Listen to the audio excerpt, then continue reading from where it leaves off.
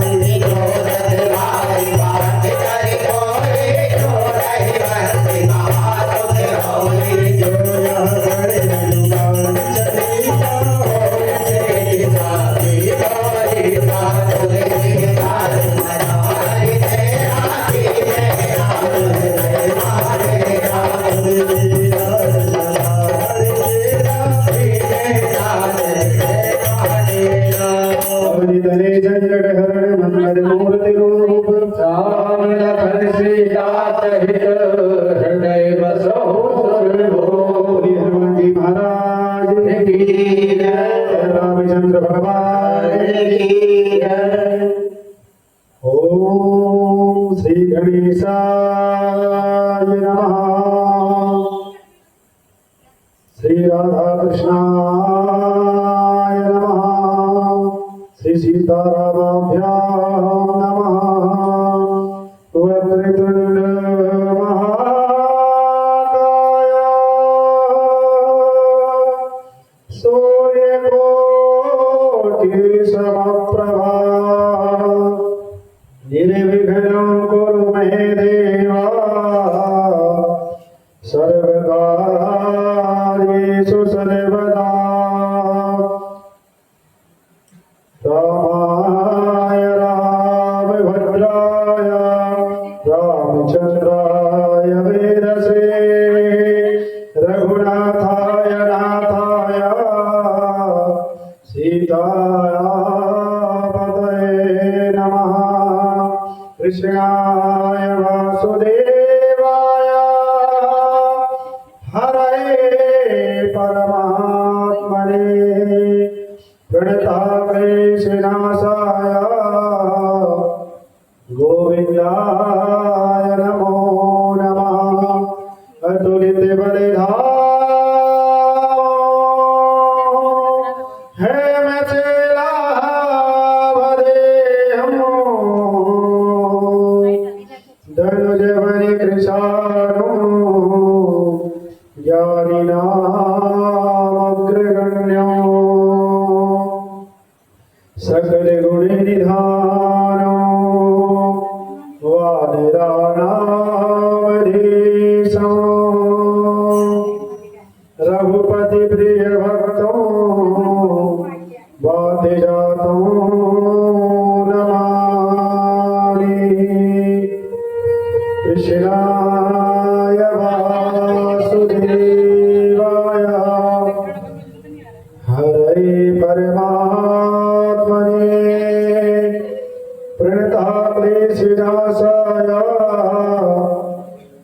गोविंदाय नमो नमः। वंशी विभूषितकरा नवनीरदाभा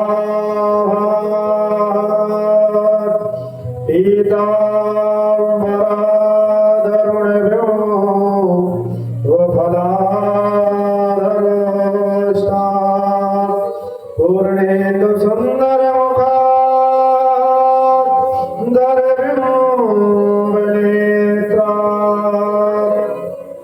कृष्णात् परं किमपि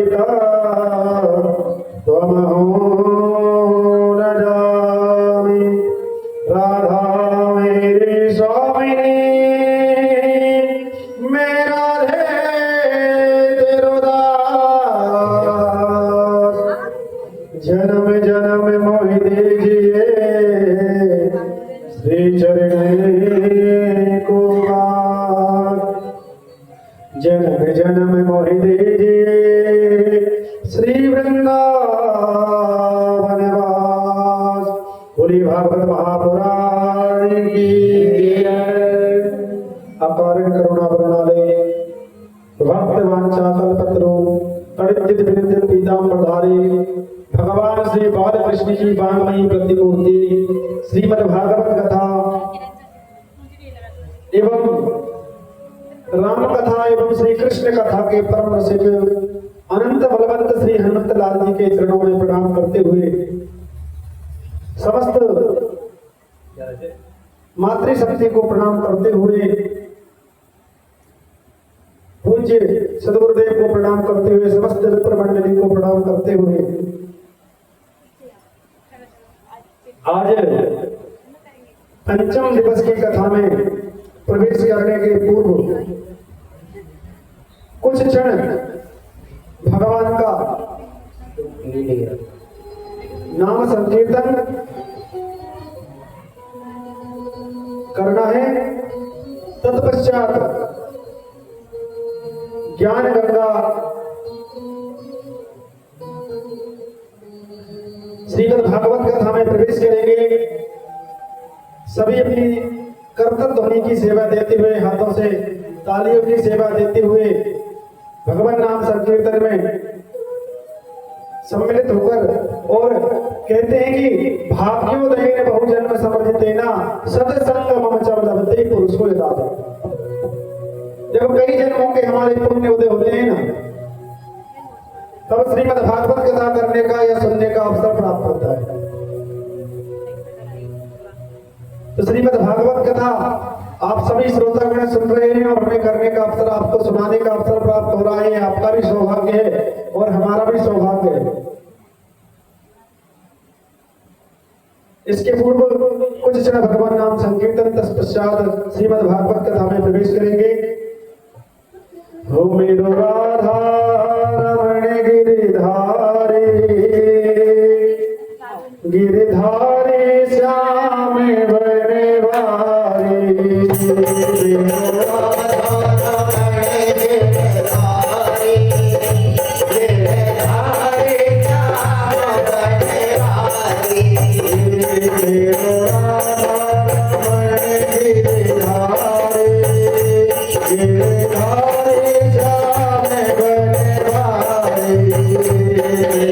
राधा रमण गिरिधारी।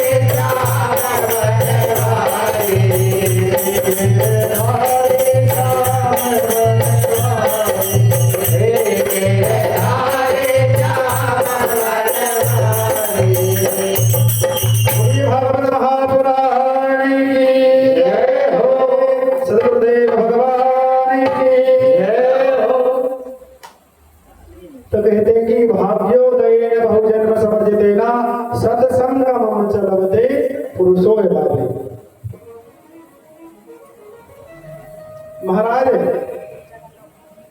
भागवत की महिमा बताई कि जो कथा कराए वो तो बड़े बड़भागी हैं ही, क्योंकि ये अवसर भी बहुत आसानी से बहुत जल्दी से प्राप्त नहीं होता। क्योंकि भगवान श्री कृष्ण का वांगमय स्वरूप साक्षात भगवान कृष्ण श्रीमद् भागवत कथा में विराजते। तो ऐसे गोविंद की कथा सुनने का और कराने का अवसर बड़े बड़भागी होते हैं, तब हमें प्राप्त होता है। हम तो यहाँ कहें कि मालवीय परिवार बड़ा सौभाग्यशाली, बड़े बड़भागी हैं जो इस कथा को स्वयं तो सुन ही रहे हैं, अपने पितरों को भी सुना रहे हैं और जनमानस तक इस कथा को श्रवण करा रहे हैं। क्योंकि भाग्योदयेन बहुजन्म समर्जितेन सत्संगम चलते पुरुषो यदा। ये भाग्य यूं ही उदय नहीं होते। जब कहीं सत्संग प्राप्त होता है, किसी संत का मिलना होता है, संत की कृपा होती है, तब वह गोविंद से मिला देता है और वही संत मार्गदर्शन देते हैं कि गोविंद का भजन करो, गोविंद की कथा करो। तब जाकर के हम श्रीमद् भागवत कथा या कोई भी ज्ञान गंगा यज्ञ करा पाते हैं। बड़े बड़भागी हैं आप, क्योंकि नर्तन जो है ना, मानव तन ना, देवता भी इसके लिए तरसते हैं। बड़े भाग मानस कर पावा और श्रुत दुर्लभ मुनि ग्रंथन गावा। बड़े सौभाग्यशाली हैं जो मानव तन मिलने के बाद भी हम भगवान की कथाओं में समय निकाल रहे हैं, भगवान के भजन में हमारा अनमोल समय दे रहे हैं। समय सबके पास बहुत है, लेकिन भगवान की कथा के लिए जब समय निकालने की बात आती तो हजारों काम सामने खड़े हो जाते हैं। और उन हजारों काम को भी आप त्याग करके 1 घंटे 2 घंटे 3 घंटे जितनी देर में जो कथा चल रही है उसमें आप आकर के बैठ करके कथा श्रवण कर रहे हैं, बड़ी सौभाग्य की बात है। और हम आप तक इस कथा को पहुंचा पा रहे हैं, ये भी हमारा बड़ा सौभाग्य है। क्योंकि एक कथा व्यास जो होता है ना, एक बंसी की तरह होता है और उसमें फूंक मारने वाले तो गोविंद ही होते हैं। उस गोविंद की कृपा से ही कथा करना और कथा सुनाना बहुत बड़ी उनकी कृपा होती है। क्योंकि एक छोटे से मोबाइल में अगर ज्यादा मेमोरी भर दो तो वो भी हैंग मार जाता है। और इस व्यास मंच पे बैठ करके इतनी सारी आपको कथाएं सुनाना, तो मैं तो ये कहूं कि ये तो बड़ी गोविंद की कृपा होती है जो उस बंसी में वो समय समय से फूंक मारते रहते। बड़ी मेहनती कृपा हम सबके ऊपर हुई। और आज पंचम दिवस की हम कथा में प्रवेश कर रहे हैं। कल चतुर्थ दिवस में हमने बड़े धूमधाम से भगवान कृष्ण का जन्मोत्सव मनाया।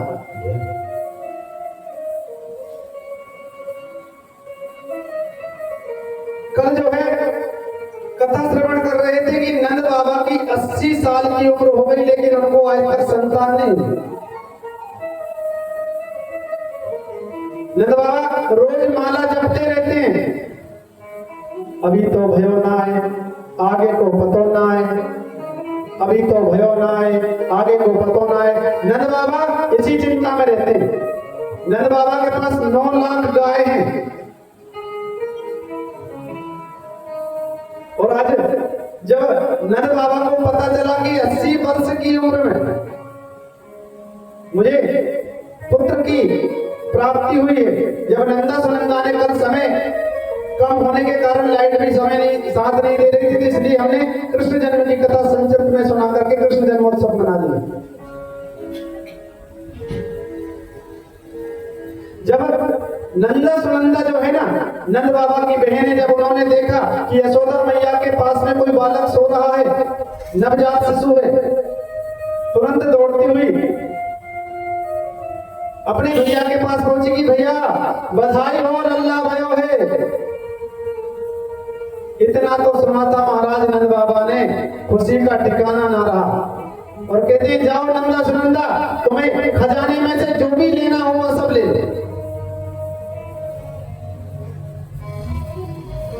नंद बाबा ने ब्रह्म भोज कराया, ब्राह्मणों को बुला करके भोजन कराया, दक्षिणा प्रदान करके उनको प्रणाम किया। ये भी ब्राह्मणों की बड़ी कृपा, बड़ा आशीर्वाद हुआ। बोले आज मेरे यहाँ इतनी उम्र के बाद में आज संतान की प्राप्ति हुई।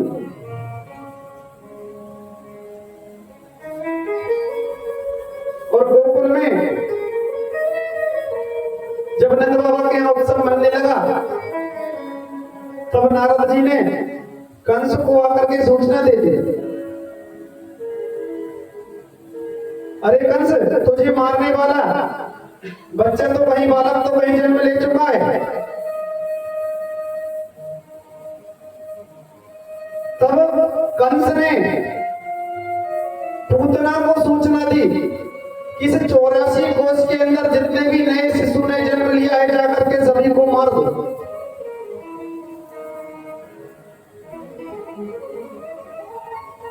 पूतना ने पता किया कि कहां कहां नवजात शिशु का जन्म हुआ है। पता चला कि गोकुल में नंद बाबा के यहाँ भी कोई नवजात शिशु ने जन्म लिया है रात्रि में।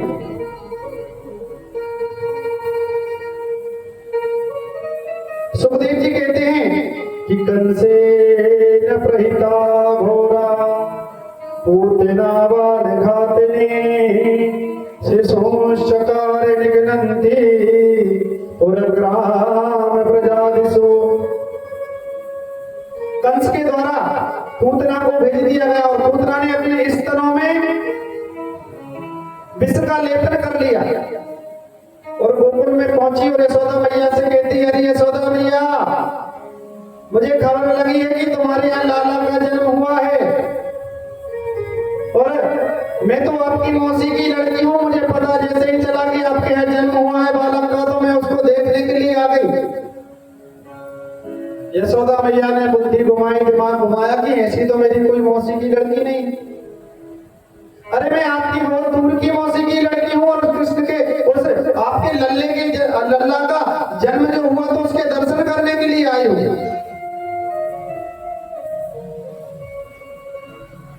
तब मैया यशोदा ने कहा कि मेरा लाला तो अभी सो रहा है पालने में, थोड़ी देर बाद में लाला के दर्शन करा दूंगी। बोले भैया आप तो घर के कार्य करते रहो, मैं तो सोते हुए ही लाला के दर्शन कर लूंगी। तब तो भैया यशोदा से ऐसा कहकर और वह पूतना जिस पालने में लाला सो रहा था उस पालने के पास पहुंच गई।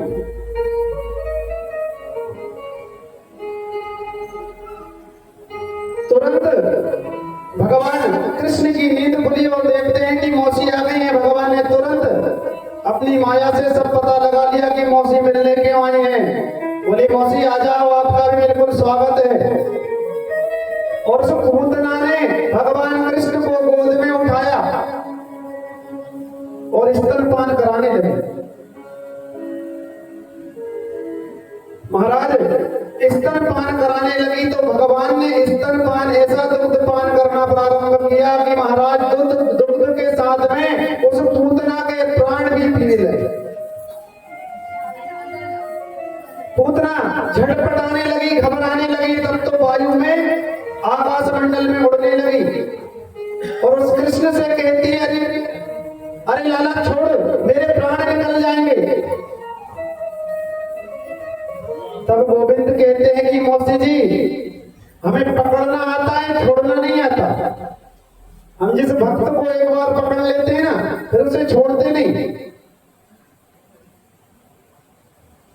महाराज उस पूतना का भगवान ने ऐसा प्राण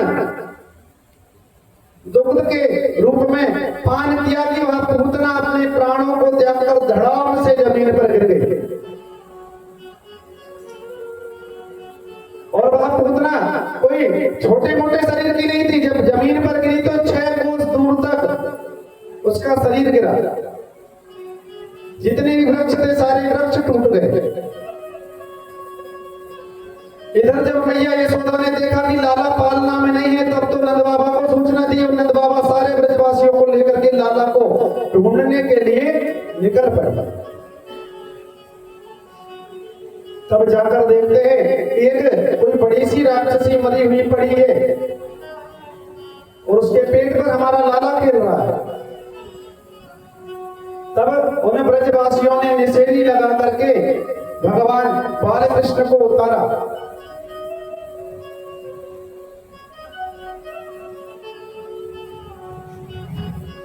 जब कंस को पता चला कि मुझे मारने वाला बालक तो गोकुल में जन्म ले चुका है और उसने मेरी भेजी गई पूतना का भी वध कर दिया, तब तो महाराज उस राजा कंस ने भगवान को मारने के लिए शक्तासुर नाम का दैत्य भेज दिया।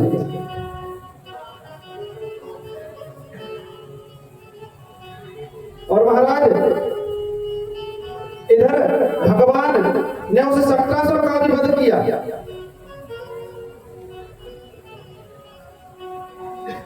आगे चल करके जब शक्तासुर से भी कुछ नहीं हो सका तो राजा कंस ने भगवान को मारने के लिए तृणावर्त नाम का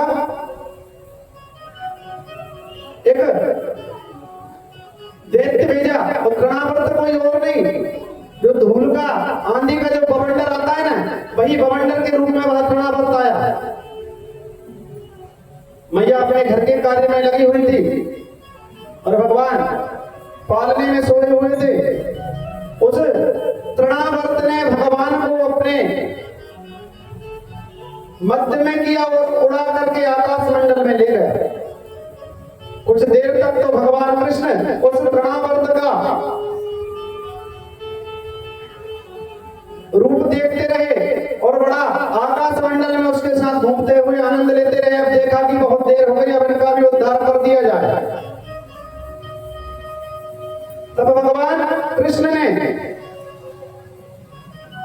उस तृणावर्त का भी उद्धार कर दिया और ऐसा उसका गला दबाया कि महाराज वह तृणावर्त अपने प्राण को खो दिया। तब नंद बाबा ने यशोदा मैया से कहा कि अब हमारा लाला दिनों दिन बड़ा होता जा रहा है, अभी तक हमने इसका नामकरण नहीं किया। तब तुरंत अपने कुल गुरु गर्गाचार्य जी को बुलाया गया और गर्गाचार्य जी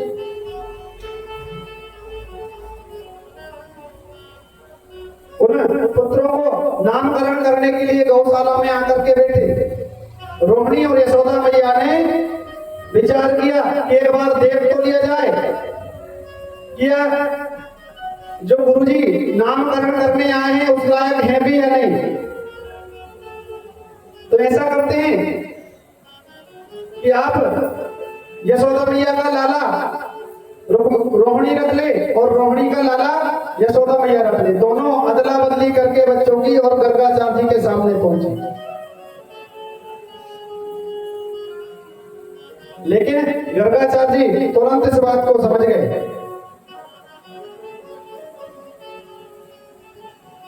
तब गर्गाचार्य जी ने बलराम जी का नाम रखा कि यह बल में बहुत बड़ा होगा, अधिक बलशाली होगा, इसका नाम बलराम। और यह छोटा वाला कर्षयति कृष्ण, सभी को आकर्षित करने वाला, आकर्षण का केंद्र बनेगा, इसलिए इसका नाम कृष्णा रख दिया।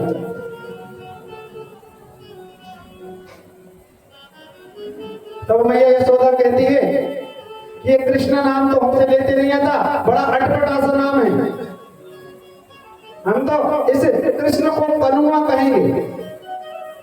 ये क्री ऐसे कर करके बोले हमसे नहीं आएगा ऐसा बोलते, हम तो इसको कनुआ बोलेंगे। और भैया ने उस बालक का नाम कृष्ण की जगह कनुआ कर दिया, लाड़ प्यार का नाम कनुआ। हमें भी जब बालक घर में होता है ना, दो नाम रखना भी चाहिए। एक नाम तो जो प्रसिद्ध नाम हो उसका, वो नाम सुंदर सा अच्छा सा नाम रखना चाहिए। और एक घर का नाम गोलू मोलू जो नाम रख देते हैं ना, अब कोई बच्ची हुई उसका नाम गुड़िया रख दिया, अब वो गुड़िया गुड़िया से बुढ़िया हो गई तब भी गुड़िया ही रही हो।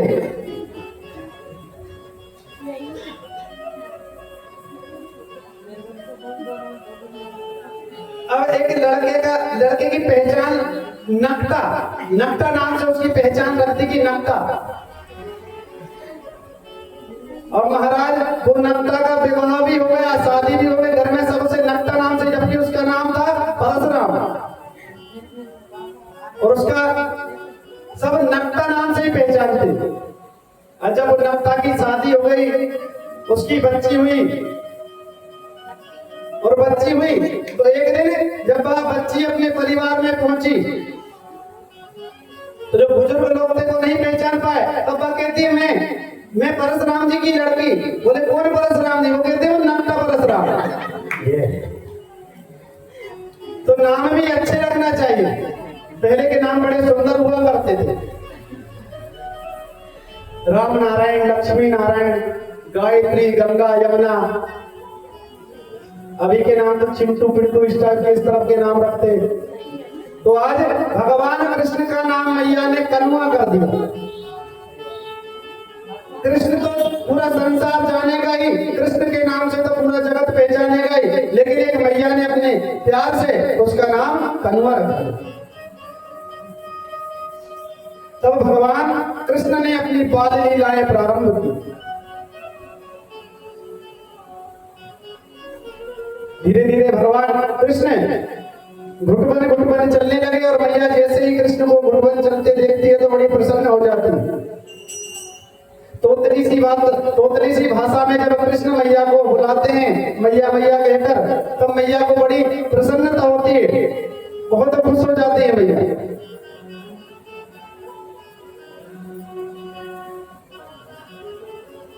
एक दिन भगवान कृष्ण ने माटी खा ली और जब माटी खाई तो कुछ ग्वाल वाल आकर के मैया से कहने लगे कि मैया आज तेरे लाला ने माटी खाई है।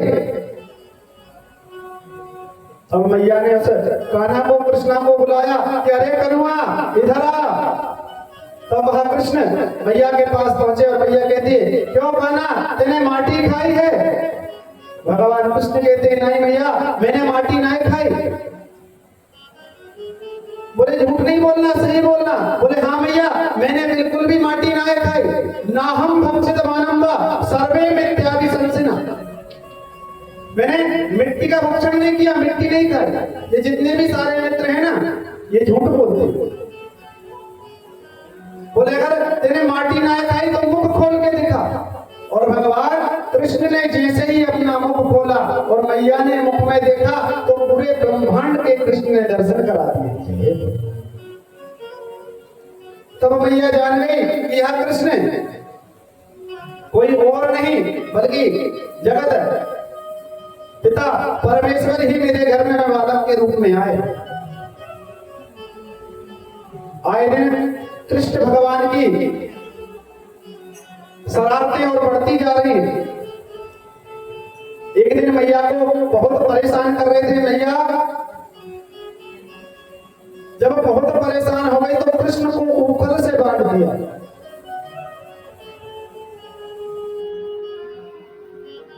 और जब उस कृष्ण को ऊपर से बांध दिया तो मैया ऊपर से बांधने के बाद अपने काम में लग गई और भगवान कृष्ण ने उस ऊपर को खींचते खींचते खींचते खींचते ले जा करके नंद बाबा के आंगन में 2 अशोक के वृक्ष थे।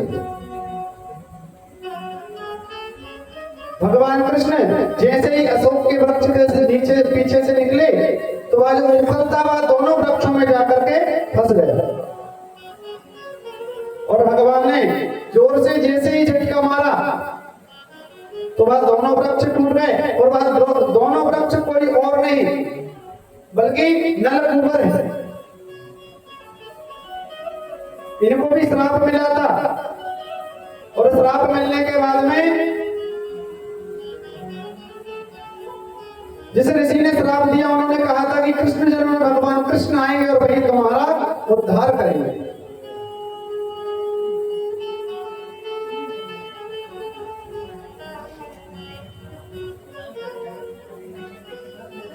यह नलकुबर का आज भगवान ने उद्धार किया।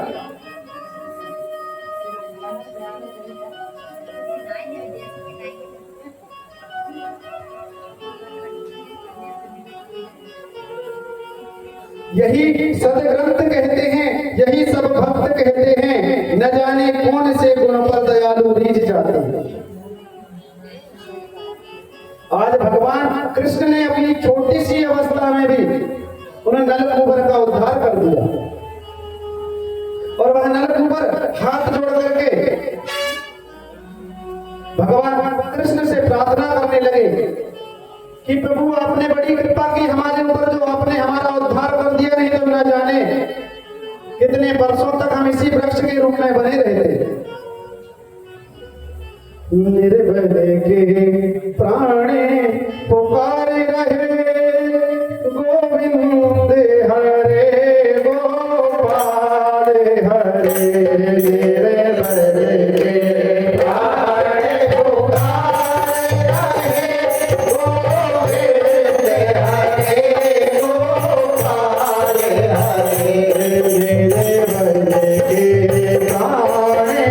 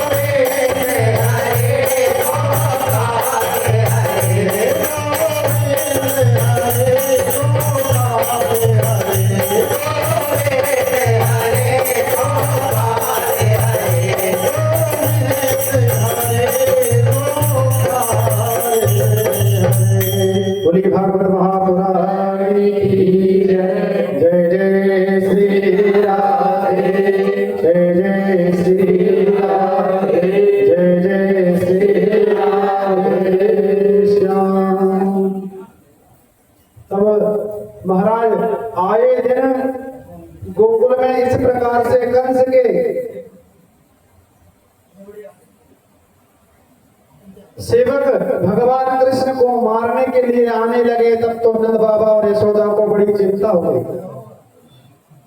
तब सभी ब्रजवासियों ने विचार किया कि आए दिन यहाँ मथुरा से भेजे गए कंस के दैत्य आते हैं और इससे न जाने किस दिन कौन सी ऐसी घटना घट जाए जो हमारे लिए ठीक नहीं होगी। तब सभी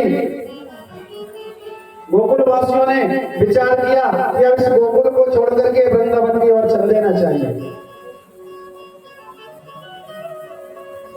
सभी गोकुल वासियों ने बैलगाड़ियों पर अपने घर के सारे सामान को रखा और वृंदावन की ओर चल दिए,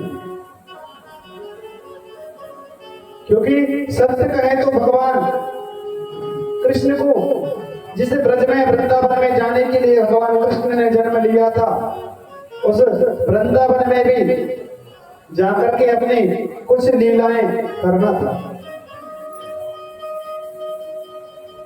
और महाराज ये वृंदावन एक ऐसी जगह है महाराज, यहाँ साक्षात भक्ति ज्ञान और वैराग्य विराजते। जहाँ वृंदावन की बात आती है ना महाराज, तो कितना ही निष्ठुर कितना ही दुराचारी व्यक्ति भी हो तो उसके मन में एक सेकंड के लिए साक्षात भक्ति आकर के विराजमान हो जाती है। ऐसी साक्षात भक्ति उस ब्रज में विराजती है। जिस वृंदावन की रज के लिए ब्रह्मा विष्णु भी तरसते हैं। कभी योग बने तो वृंदावन जाकर के देखना, वहां एक से बढ़ के एक पैसे वाला भी सच में ही आपको भगवान की भक्ति में पागल ही मिले। उस ब्रज की सीमा में पहुंचने के बाद ही व्यक्ति अपनी सुध खो देता है और ऐसा मन में विचार आने लगते हैं कि सर्वस्व तो अब हमारे गोविंद है। और महाराज जब बिहारी जी के चरणों में, बिहारी जी के सामने जब आकर के खड़ा होता है ना, तो ऐसा कोई बड़ा भागा ही ऐसा होगा जिसको बिहारी जी के सामने पहुंचने के बाद अपनी आंखों से अश्रु ना गिरे।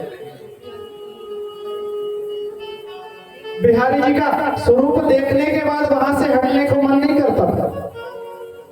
ऐसी उस ब्रज की महिमा है। उस ब्रज की रज के लिए तो ब्रह्मा इत्यादि भी तरसते हैं। ब्रह्मा जी स्वयं कहते हैं कि जिस ब्रज में श्री कृष्ण, जिस ब्रज में राधा रानी जैसे चरणों की धूली मिल जाए, उस ब्रज का पालेना कोई छोटी बात नहीं कहेंगे। अगर साक्षात वैकुंठ के दर्शन करना है, जीते जी अगर वैकुंठ के दर्शन करना है, तो हम तो यह कहेंगे कि वृंदावन जाकर के घुमाना है एक बार। आज भी वृक्ष में, लताओं में, पत्तों में भगवान श्री कृष्ण विराजते हैं। आज भी महाराज ब्रज में जैसे ही आप पहुंचते हैं ना, जिधर देखेंगे उधर भगवान श्री कृष्ण की जगह श्री राधे राधे राधे राधे का ही उच्चारण मिलेगा। ब्रह्मा जी तो स्वयं उस रज के लिए तरस रहे हैं। और क्या भाव किसी ने लिखा है कि किशोरी तेरे चरणन की रज पाऊं, किशोरी तेरे चरणन की रज पाऊं, किशोरी तेरे चरणन की रज पाऊं, किशोरी तेरे चरणन की रज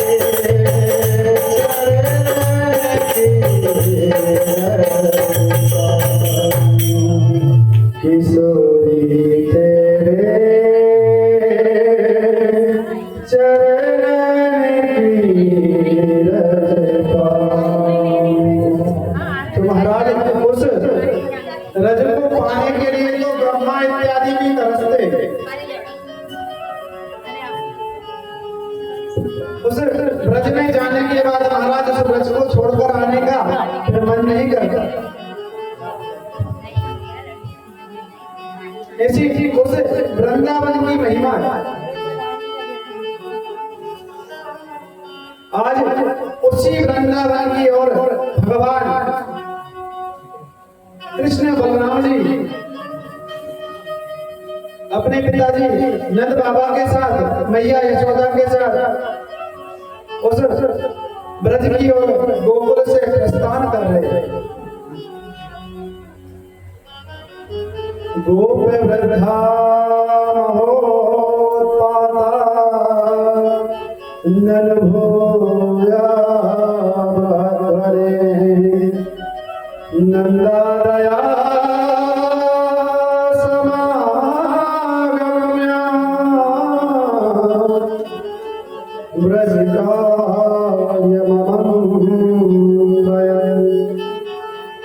महाराज उस ब्रज में जाने के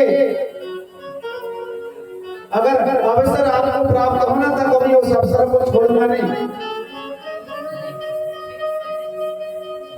भगवान ने उस ब्रज को कभी नहीं भूल पाए।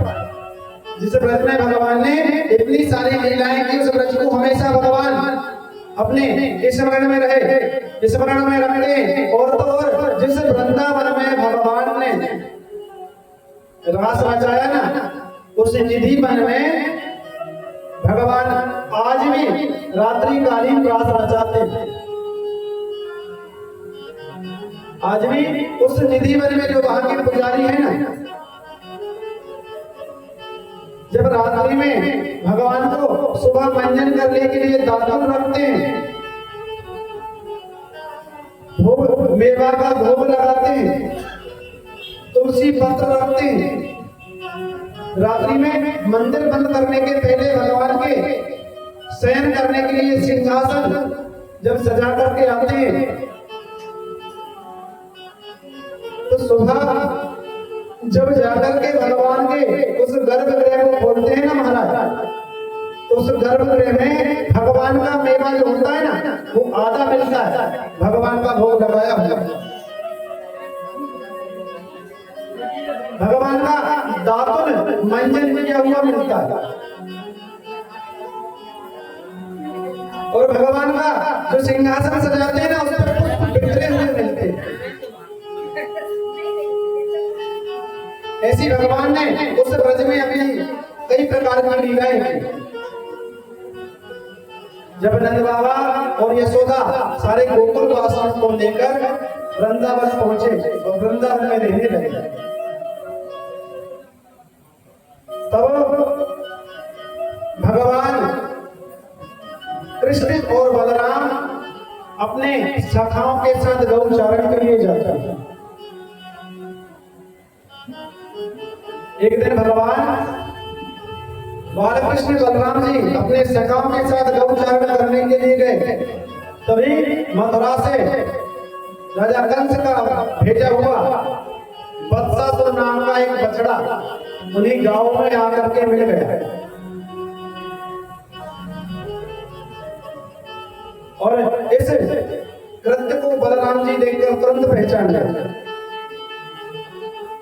बलराम जी ने उस वत्सासुर के जो बछड़े के रूप में आया था, पूंछ पकड़ी और पीछे के दोनों पैर पकड़ के महाराज ऐसा लट्टू की तरह घुमा करके और जमीन पर जब फेंका, तो महाराज उस वत्सासुर का भी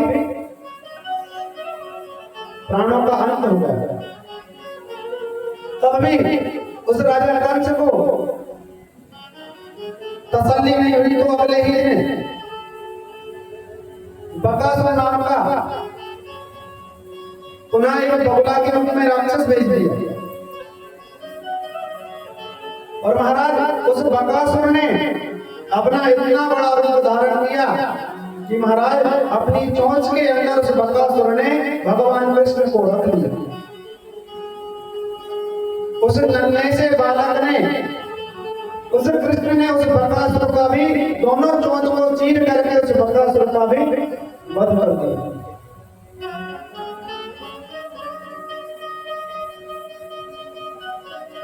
तब अघासुर को पता चला कि वृंदावन में रहने वाले उस छोटे से बालक ने मेरी बहन पूतना को भी मार डाला और मेरे भाई बकासुर को भी मार डाला। अब तो मैं उससे बदला लेने अवश्य जाऊंगा। तब इस अघासुर ने अपने रूप को इतने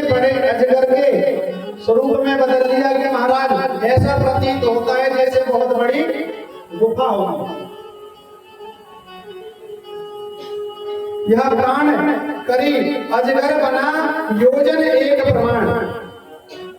एक योजन बड़ा, एक होंठ नभ से लगा और दूजा धरा तुदान। महाराज इतना बड़ा स्वरूप इसने धारण किया, तो एक तो भूमि पर और एक होंठ इसका आकाश में। ऐसा अघासुर आज अजगर का रूप धारण करके आया। और महाराज आज भगवान कृष्ण जब गौचारण करने गए तो उन्होंने सोचा कि बड़ी अच्छी गुफा प्रतीत होती है, इसी में जाकर के थोड़ा आराम कर लिया जाए। महाराज सारे सखा भगवान कृष्ण और बलराम के साथ में उस अघासुर के मुख में चले गए।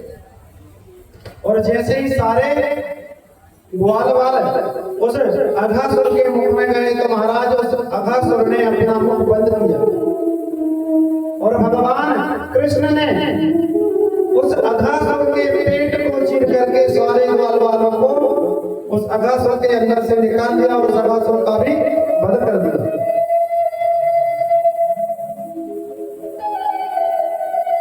इतना होने पर भी राजा कंस को जब तसल्ली नहीं मिली तो एक दिन बलराम जी और भगवान कृष्ण अपने मित्रों के साथ जब गौचारण करने गए तो महाराज यह धेनुकासुर उस जंगल में गधे के रूप में रहता था और इसने जोर से दौड़ लगा करके कृष्ण की तरफ प्रहार करना चाहा तो भगवान कृष्ण ने अपने बड़े भैया को आदेश दिया कि भैया जब से तो मैं ही उद्धार कर रहा हूं सबका, आप भी उम्र में बड़े हो, दर्जे में बड़े हो, आप भी एक आध को मार के आप भी अपनी उपस्थिति दर्ज करा दो। तब उस धेनुकासुर के दोनों पैरों को पकड़ के बलराम जी ने ऐसा जमीन पर पटका कि महाराज उस धेनुकासुर का भी अंत हो गया। महाराज एक दिन भगवान कृष्ण घर में खेल रहे थे। उसी समय मैया यशोदा को कुछ काम कराने की सूझी और बोले कृष्ण तू घर के काम तो करता नहीं, ऐसा कर रोज तेरे पिताजी और तेरे बड़े भैया गौचारण करने जाते हैं, कभी तू जाता है कभी तू वहां गांव को छोड़ करके और अपनी नई नई लीलाएं चालू कर देता है। आज पूरी जिम्मेदारी से तुझे ही गौचारण करने जाना पड़ेगा। तब मैया उस लाला से कहती है लाला तोरे माखन मिश्री दे दूंगी, चरैला मोरी गैया लाला तोरे माखन मिश्री दे दूंगी, चरैला मोरी गैया तोरे माखन मिश्री दे दूंगी, चरैला मोरी गैया मिश्री दे दूंगी, चरैला मोरी गैया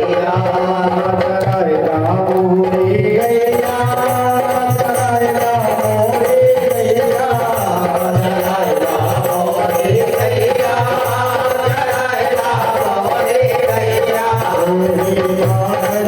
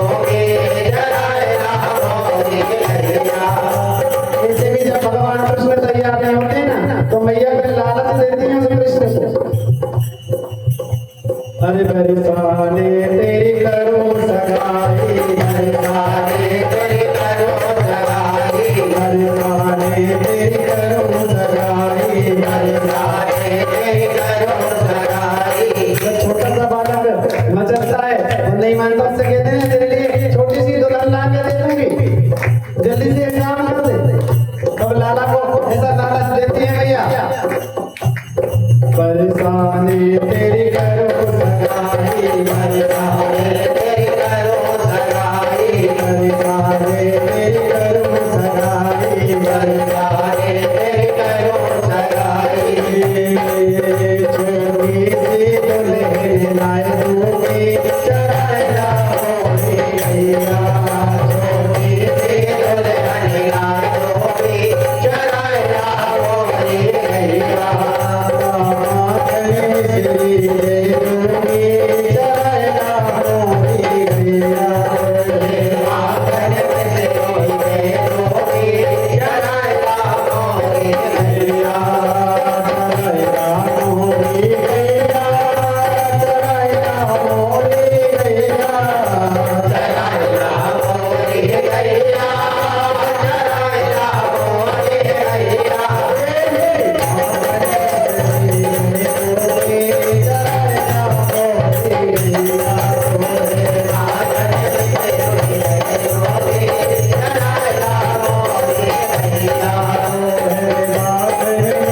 भैया, छोटी सी दुल्हन लाए दूंगी चढ़ाया होली भैया। गौचारण करना भगवान छोटी सी अवस्था में गौचारण कर रहे हैं और मैया उनको लालच दे रही है, बोले कन्हैया तू गौचारण करने चला जा, इन गाँवों को चरा कर ले जा, तेरे लिए माखन मिश्री भी दूंगी और एक छोटी सी दुल्हन भी ला दूंगी। और जिस गाय की सेवा इस माधव ने इस गोविंद ने की है ना, उस गाय की सेवा का फल बताया है। अथर्ववेद के अंदर एक श्लोक आता है कि उस गाय की सेवा करने का क्या फल है। गवां चरण धूलितो सर्वपाप प्रणाशनम, ललाटे मस्तके धाया गंगा स्नानम फलम लभेत। जिस गाय की सेवा गोविंद ने की है, उस गाय की सेवा हमें करना भी चाहिए। उस गाय के चरणों की अगर धूली भी ललाट पर माथे पर लगा ली जाए ना महाराज, तो कहते हैं गंगा के स्नान करने का फल प्राप्त होता है। ऐसी उस गाय की सेवा करने का फल बताया। अथर्ववेद में मंत्र लिखा कि उस गाय के अगर चरणों की भी आपको, घर में जो गाय होती है उसके चरणों की रज भी अगर आपको मिल जाए ना, तो वह भी आपको गंगा स्नान करने का फल प्राप्त कराती है। और भगवान उस गाय की सेवा करके भगवान ने जो लीलाएं की है ना, वो कुछ ना कुछ हमें समझाने के लिए कुछ ना कुछ संकेत जरूर दिया। भगवान ने गाय की जो सेवा की है ना, जिस गाय की सेवा में स्वयं गोविंद लग गया, उस गाय की सेवा के लिए हम सोचते हैं हाथ में अगर थोड़ा सा गोबर लग जाए ना, तो बोले ऐसी बदबू आती है, बड़ी सी गाय की सेवा नहीं बनती। आपको पता है उस गाय के गोबर में और गौमूत्र में उसका पुण्य प्रताप पता है आपको, हजारों बीमारियों को दूर करने वाला।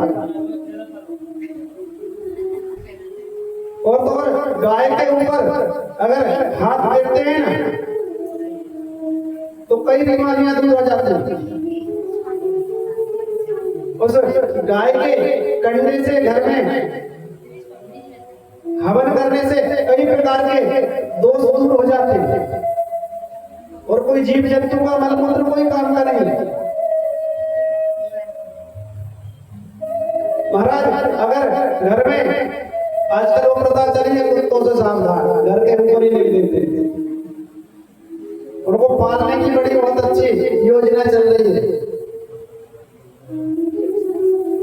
अगर सुबह से उस कुत्ते को घुमाने ले जाते हैं महाराज, शाम को उसी कुत्ते को फिर घुमाने ले जाएंगे, उसके लिए बढ़िया सुंदर से बिस्किट लेके आएंगे। और इधर गौ माता की सेवा करने के लिए सोचना पड़ता है।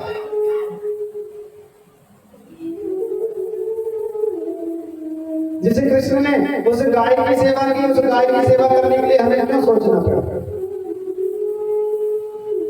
जब तक गाय दूध दे तब तक बड़ी प्यारी, बिल्कुल एक पुत्र के समान उस पर प्यार रहता है। और जैसे ही गाय दूध देना बंद कर दे तो महाराज नदी पर जाकर देखना,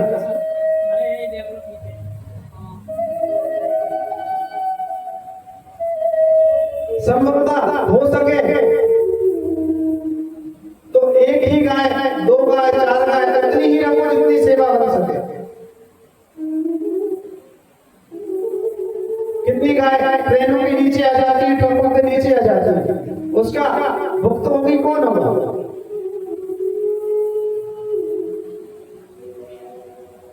उसका दोष जिसने उसका दूध पिया, जिसने उसका दही लिया, जिसने उसका घी लिया। उस गाय की आज दुर्दशा आप देखें। उस गाय के लिए कहते हैं विप्र धेनु सुर संत, धेनु उस धेनु के लिए स्वयं गोपित अवतार लेके उसी के लिए आया, और वही गाय दर दर भटक रही है। अभी 2-3 दिन पहले ही बताया था कि रात की जो रोटी बचती है ना, वो सुबह गाय के काम आती है। बोले रात को बची ऐसा करो, सुबह गाय को दे दे, ताजी बना के अपने खा लेंगे, बासी गाय खा लेंगे। और उधर गोविंद को लड्डू गोपाल की सेवा करके उसको ताजा भोजन, ताजा भोग लगाता है। और जैसे गाय के अंदर स्वयं गोविंद विराजते हैं, उस गाय को रात की बची रोटी, जिसमें ऐसे तोड़ने के बाद ऐसे तार खींचने लगे ना, वो रोटी उस गाय को मिलती है।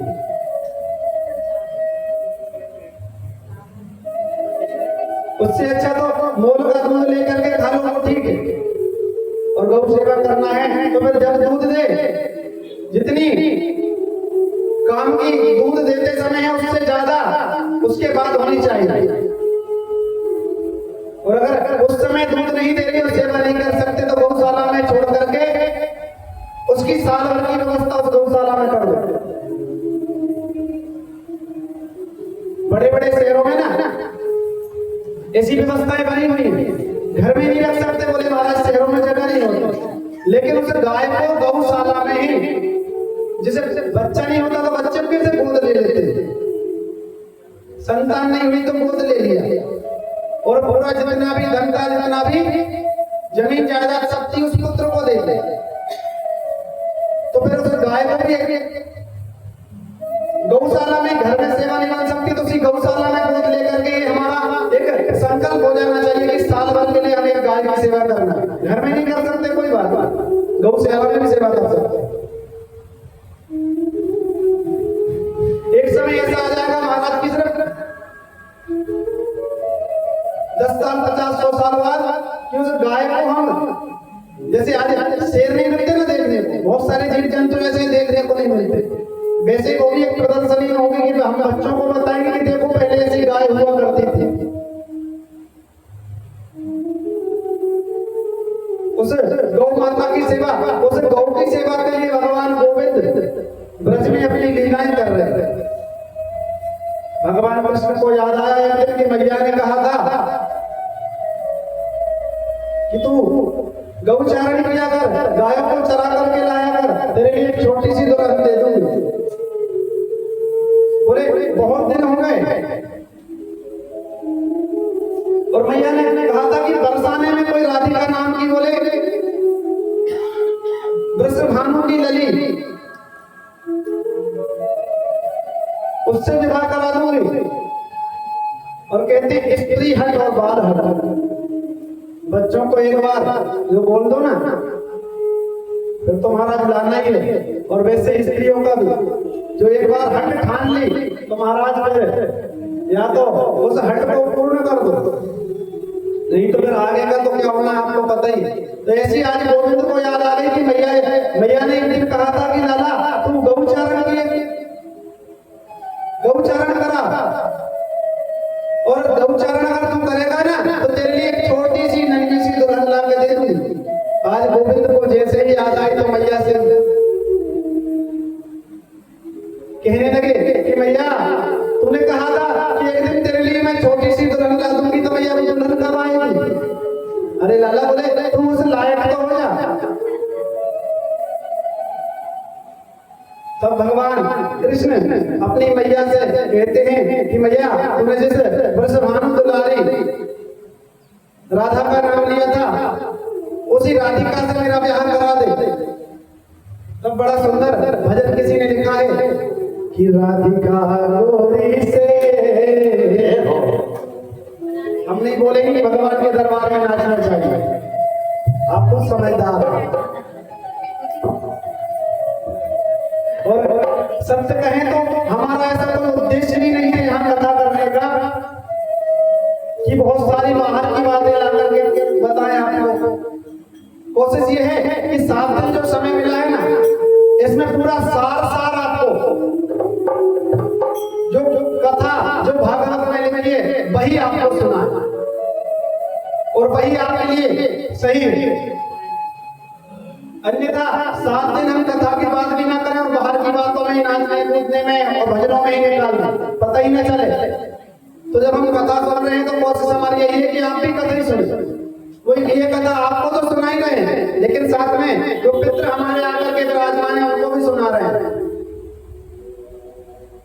बहुत सारे दृष्टांत है कि आप हंसते हंसते आपका पेट दर्द करने लगे, लेकिन हम नहीं चाहते कि पेट दर्द हो तो आपका थाना छोड़ के घर चल जाए। ऐसा कोई दृष्टांत, ऐसी कोई बाहर की बातें लाके नहीं सुना रहे हैं आप। हम चाह रहे हैं कि जो कथाएं कृष्ण की लीलाएं जो है, जो आज सुखदेव जी राजा परीक्षित को सुना रहे हैं, वही कथाएं आप सुनो। तो भगवान कृष्ण अपनी मैया से कह रहे हैं कि राधिका गोरी से, बिरज की छोरी से, मैया करा दे मेरो प्यार।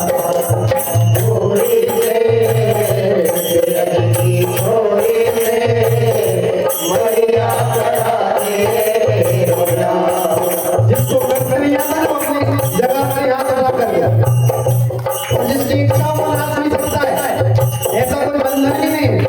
भाव में लेकिन जैसे मीरा नाम नाच भी ना भाव है।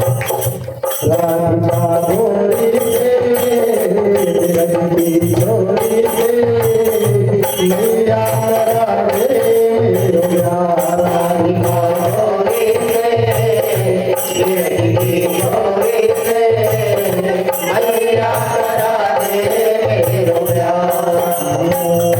उम्र तेरी छोटी है, नजर तेरी छोटी है, कैसे करा दूं तेरो प्यार। उम्र तेरी छोटी है,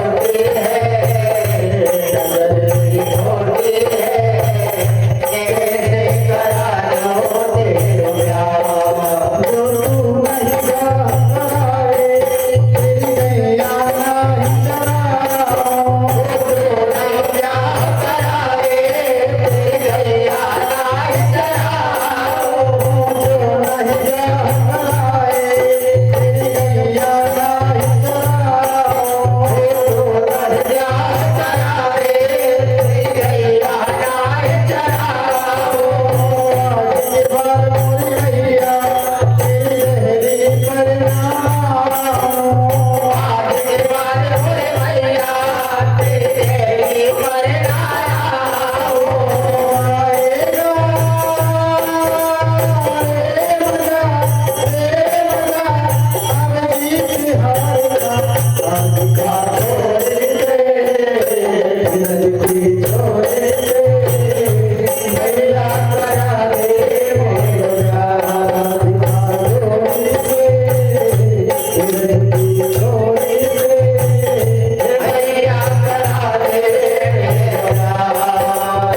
तब भगवान कृष्ण ने सोचा कि भैया ने मुझे ब्याह कराने का लालच दिया था, और मैया ऐसे ब्याह नहीं कराएगी, मैया को भी कुछ लालच देना पड़ेगा। मैया ने तो मुझे लालच देके गौचरण करवा लिया, अब मुझे शादी करना है तो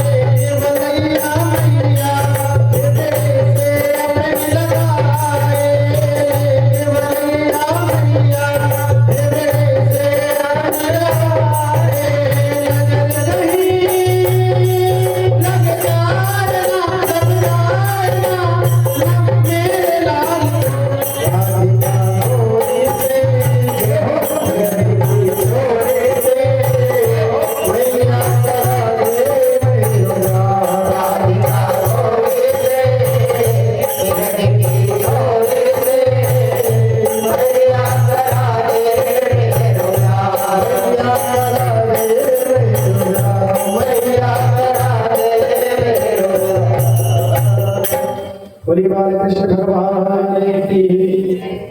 तो आज भगवान कृष्ण ने जब जिद पकड़ ली कि भैया मुझे भी एक छोटी सी दुल्हन ला करके दे दे, और वो दुल्हन जब आ जाएगी ना तेरे चरण दबाऊंगा, तेरे चरणों की सेवा करवाऊंगा और तुझे 56 भोग लगवाऊंगा। और भगवान कृष्ण इस प्रकार की कई लीलाएं कर रहे हैं। और आज भगवान ने अपने मित्रों से कहा कि आज यमुना के किनारे चल के हम गेंद खेलेंगे। तब भगवान कृष्ण अपने सारे सखाओं को लेकर के और यमुना जी के किनारे बैठ गए।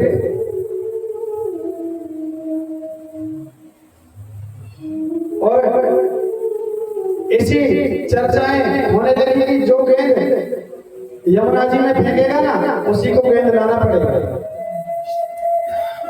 सारे सखाओं ने समझाया कि इस यमुना जी में कालिया नाग रहता है और इसके किनारे खेलना उचित बात नहीं है। लेकिन भगवान कृष्ण को उस कालिया नाग का भी उद्धार करना था।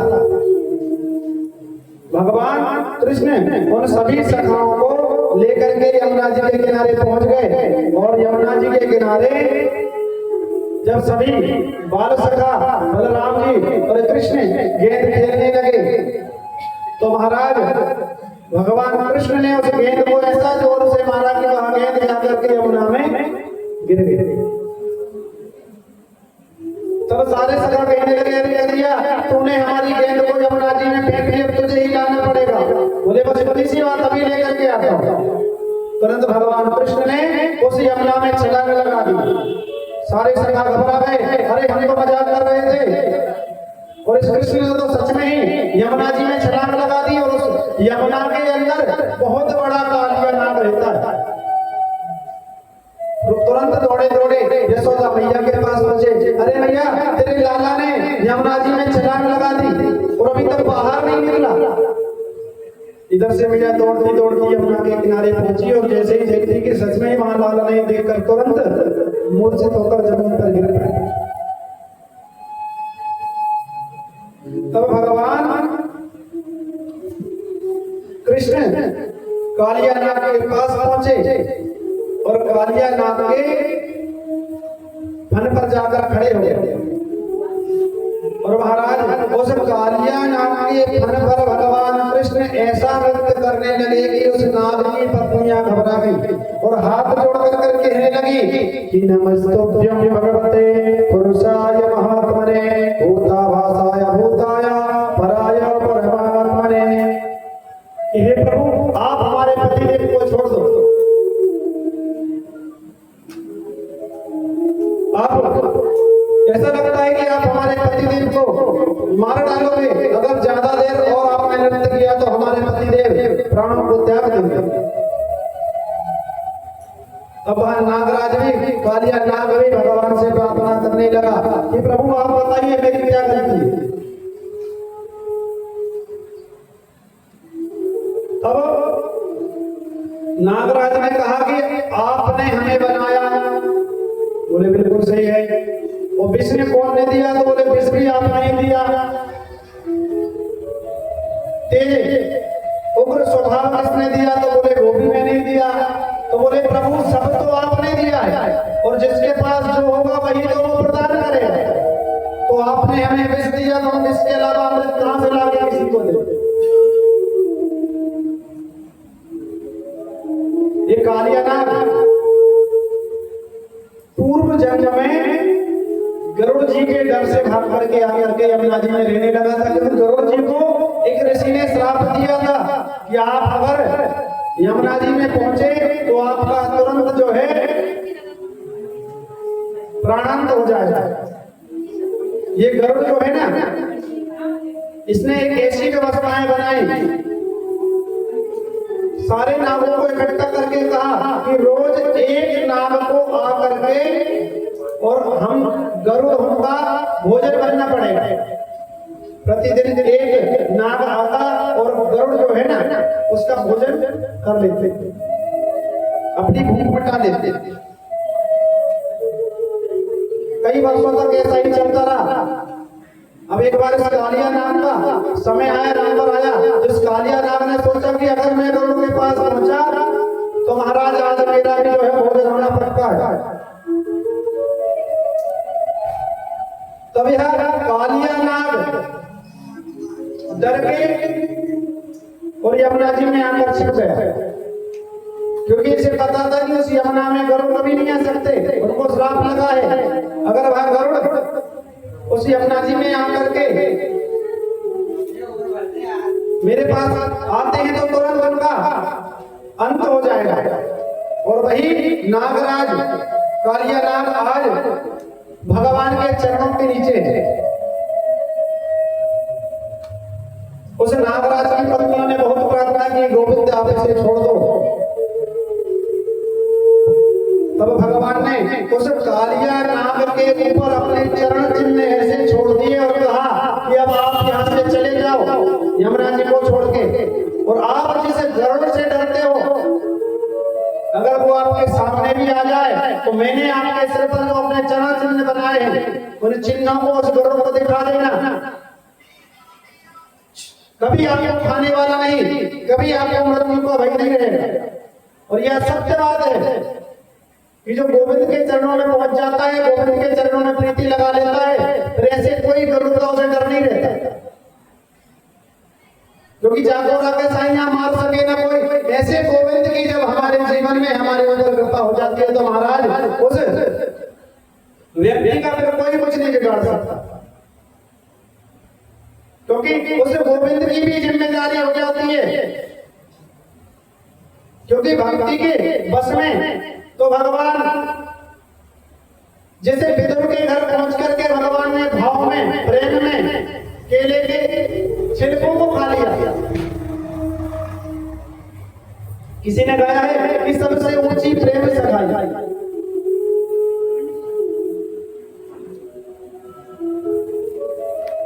भगवान ने मावा मेवा को छोड़ करके, 56 लोगों को छोड़ करके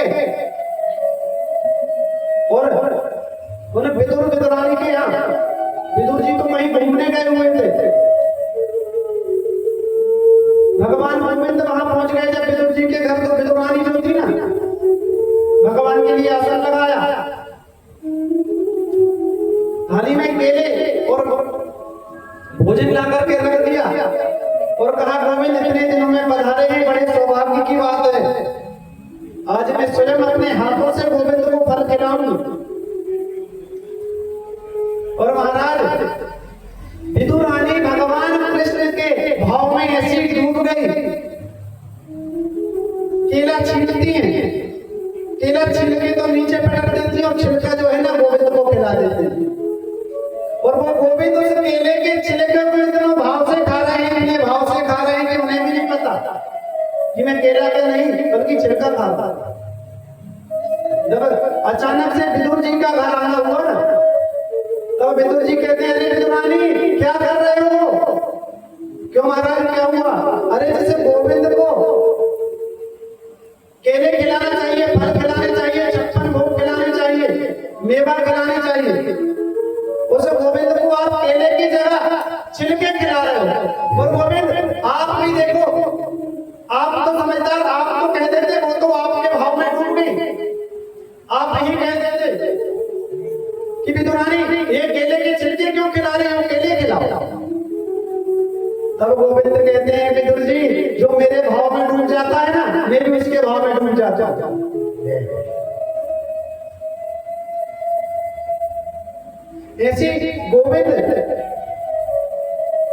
ऐसी गोविंद कृपा करता है जब हम उसकी भक्ति में डूब जाते हैं, चरणों में हमारी प्रीति लग जाती है, मन लग जाता है, तो गोविंद स्वयं अपनी सुध भूल जाते हैं।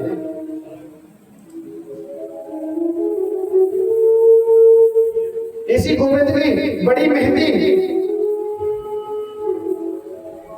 कृपा आज उस कालिया नाग पर हुई और वह कालिया नाग अपने मृत्यु के भय से मुक्त हो गया।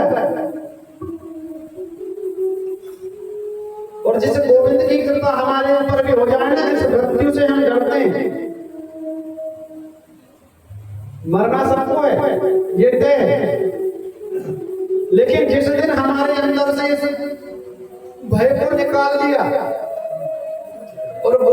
चरणों में प्रीति लगा ली, उसी दिन गोविंद का मिलना बिल्कुल तय है।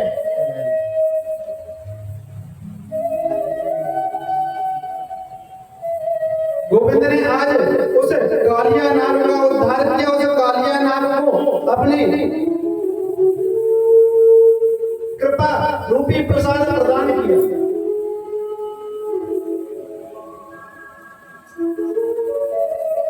और उस कालिया नाग को वहां यमुना जी से निकाल कर यमुना जी को स्वच्छ करके गोविंद पुनः आ गए। एक दिन महाराज उस ब्रज मंडल में इतनी जोर की आग लगी कि सारे ब्रजवासी घबराने लगे, जोर जोर से चिल्लाने लगे कि अरे कृष्णा, मैया यशोदा कहती अरे कनुआ, तूने इतनी सारी लीलाएं की और तो जिस कालिया नाग के डर से पूरे ब्रजवासी उस यमुना के तट पर भी नहीं पहुंच सकते थे, उस यमुना से भी तूने कालिया नाग को भगा दिया। और यह जोर से अग्नि लगी है, इससे तू ही बचाने वाला है, क्योंकि तू कोई साधारण बालक नहीं है। जिस समय गोपियों ने तेरी शिकायत की थी ना मिट्टी खाने की, उस समय ही मैंने तेरे मुख में ब्रह्मांड को देख लिया था, ब्रह्मांड का दर्शन कर लिया था। भगवान कृष्ण ने उस दावानल से ब्रजवासियों की रक्षा किया। महाराज अब तो कृष्ण भगवान ने अपना एक मंडल बनाया और उस मंडल से कहा कि अब बहुत दिन हो गए हैं और ब्रज में जो है ना बड़ा बहुत अच्छा सुंदर सुंदर मैया माखन मथती है, और उस माखन की ऐसे जो आसानी से प्राप्त हो जाए उसका आनंद नहीं आता। वो चोरी करके जब हम लोग माखन खाएंगे तो बड़ा आनंद आएगा।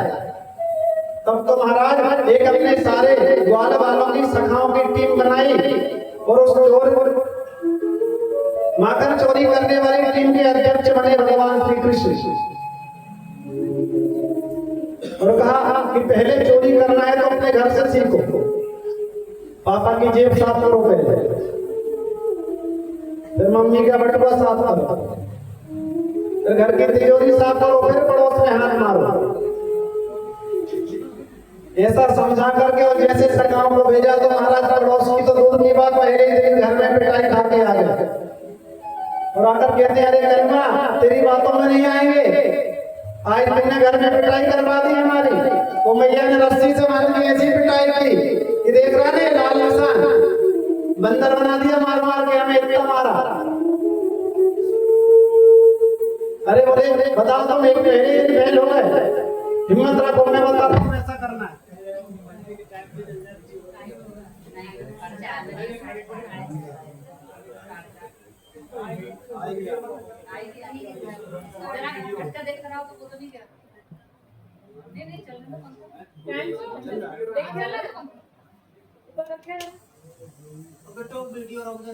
वीडियो